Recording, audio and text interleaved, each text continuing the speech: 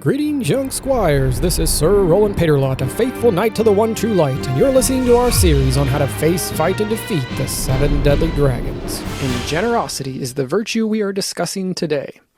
So I know that many of you are already well trained in this great weapon that slays the green dragon of greed, Argios. But there is also always more to learn and more training to do, for as you know, dragons are persistent and pesky and never give up so long as we are living and breathing. So we must continue to train and grow stronger in virtue each day.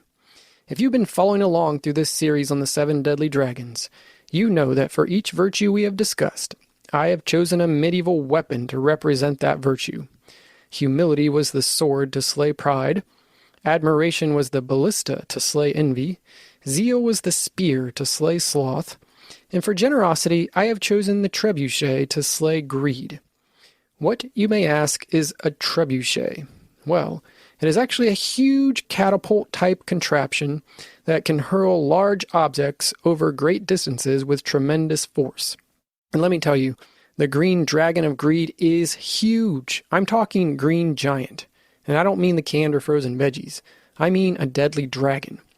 The green dragon's method of attack is to harden people's hearts to the treasures of God so that he can convince them to have hearts for the treasures of the world.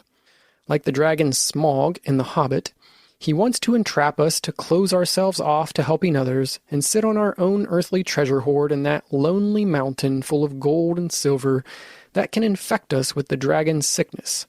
Remember the quote we started our discussion on the green dragon with from Jesus himself? He said, "For where your treasure is, there will your heart be also." How can we break through the gates of the lonely mountain and break the hearts of stone?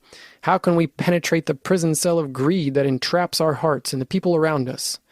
Well, the trebuchet is designed to break through large fortresses with its amazing power and force, and generosity can break hearts of stone and give people hearts for love alone.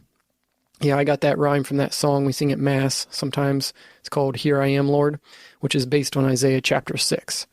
The love of God and the power of his generous nature is truly remarkable. God is generous, and we are made in his image, so it is in your true nature to be generous. That is when you're most fully alive and truly the happiest. It is in giving, not getting, that we find the most joy. There's nothing wrong with money or games or possessions, but they are not meant to be kept to ourselves.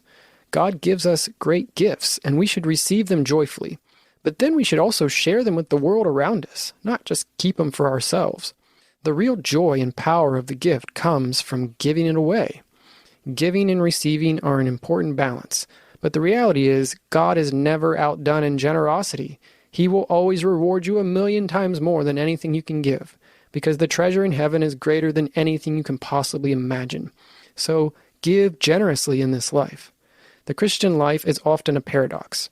We find our true selves only by giving ourselves away to others. But what does that actually mean? What are some ways we can be truly generous and give ourselves away? There's so many ways of being generous, and our greatest coach, Holy Mother Church, in her wisdom and genius, also teaches us the spiritual and corporal works of mercy to help us to slay the green dragon. You should study those works of mercy and put them into practice. There's just so many ways to practice the virtue of generosity and slay this giant green dragon of greed that steals the hearts of so many.